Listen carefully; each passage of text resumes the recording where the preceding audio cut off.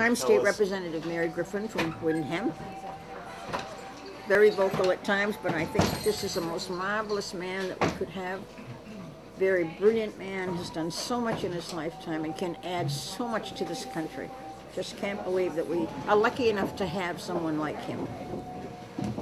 I'm hoping maybe if there's another Olympic, he might invite me to go. You don't have to be a Catholic or a Baptist or a Mormon, anything, as long as you believe in this country. I'm not going to mention the candidate's name, but they said they wanted to do a free college to immigration kids, you know, the children of immigrants. But what about we, the average people, who work all our lives to send our children to college? We scrape and scrimp. Where's our free college education? Why don't we get that? I think he's on the idea of Mr. Huckabee. I like Mr. Huckabee too, but I think they both have the right attitude. They're family-oriented, and I think that's very important for this country to get back to. I think we've lost some of the values along the way. Not all of us, but some of us. So I think we need to tell the children of today what's so important in life. It's not money. It's values. Well, I think the family is gone. From what I see, of course I'm a widow, but from what I see, the children are not oriented back to the home. I like to see families together. I think of the old versions of the pot-bellied fire stove, everybody gathering around, but people caring about people. I think that's what we've lost somewhere along the way, that we don't care about others. We were talking about it this morning. No one cares about anybody else. That's not right. We should care about everybody. We should care about each other. I'm Bruce Breton, the selectman for this town right here, Windham, New Hampshire, and I agree with Mary about family values. I mean, I look at this community, the community that we live in, and we're a very tight-knit community, and we all rely on each other and help each other. And I think if you bring that to the presidency, and also have a sense of morals where you use your faith, use a couple other things, and just instill it in your administration. I think you'll be morally correct in a lot of things, but I also think some stuff that's done in the former administrations wasn't actually what we think is, I don't know how to say it, but probably morally correct. I like the way he looks at things. I like the business approach. That's one of my key points. I like being a CEO of something to run this company, to run this country, and I think that was one of the points that drew me to him way in the beginning. Good morning, Maggie. How you doing, beautiful? Good. Mike Slathers. But yet, if we moved over to a foreign country, we have to learn their language. So if you want to live in my country, learn my language. That's the way I feel. I'm just sick of every time you pick up a newspaper, or no matter where you go, it's in 4 or 5 different languages. One language. Is that a big issue up here, do you think? I think it's a big issue throughout the country, not just around this area, to be honest with you. Mary, how are you?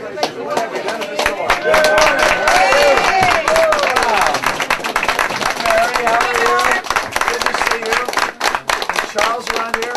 Charles McMahon? No, not yet, but he's coming. I heard he was coming. How many of you know Bill Weld here? Hey, Bill!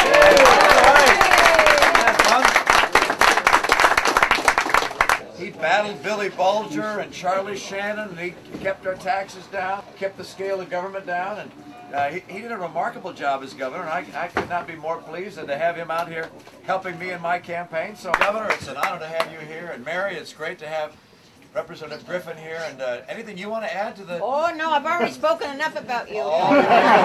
Where is the better half, though? The beautiful side. The better half is in California today, doing campaign events for me there. Well, you are two wonderful people, and we look forward to you leading us. Well, thank you so much, Mary. Appreciate your help here. Thank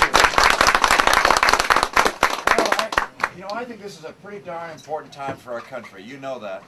I think there are a lot of people who are concerned about the future of America, and they're concerned about their own future. They're concerned about the economy. They wonder whether they'll afford health care, wonder if their kids and grandkids can afford college. They want to see the kind of leadership that'll get America on the right track again. And I'm not a lifelong politician, I got to tell you. If people think they need a politician to run Washington, why, I'm not the person they want.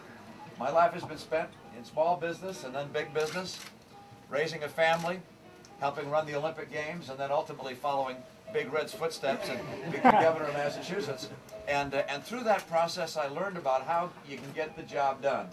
And I'm going to Washington to strengthen America, to make sure that there's a good, strong economy so you can have good jobs, to get health care for our citizens that's affordable, to make we have good schools for our kids, to strengthen America's hand globally so we know we can be safe, not only overseas but here at home, and of course to strengthen the basis of our great future, and that is the values and the family structure of America. I want to strengthen America's families and teach our kids that before they have babies, they should get married. Absolutely. That marriage comes first. I also started thinking about the fact that there was a time in this country when we would have not wanted to participate in the Olympics if they were held in a communist country, and then that's changed because now we're participating in China. So what's different? Are our values different? Is China different, or are our strategies in dealing with China different? Well, we've actually had games, as you know, in Moscow, and we've had games in countries that have very different views than our own. And so I don't think we avoid countries that don't have freedom. And with regards to in-state tuition, I can tell you this. If there's going to be an in-state tuition break, it's going to be for citizens, not for illegals. That's number one. And number two, yeah. Yeah, I have a comment for both of you. I know that you are pro-veterans. Yes. And I remember when Mr. Well was running for governor, at that time Michael Dukakis, I still call him Dukakis, was governor, and he wanted to shut down the Chelsea and Holyoke Soldiers Home. And you made a promise when we had the rally at the State House, you wouldn't do it.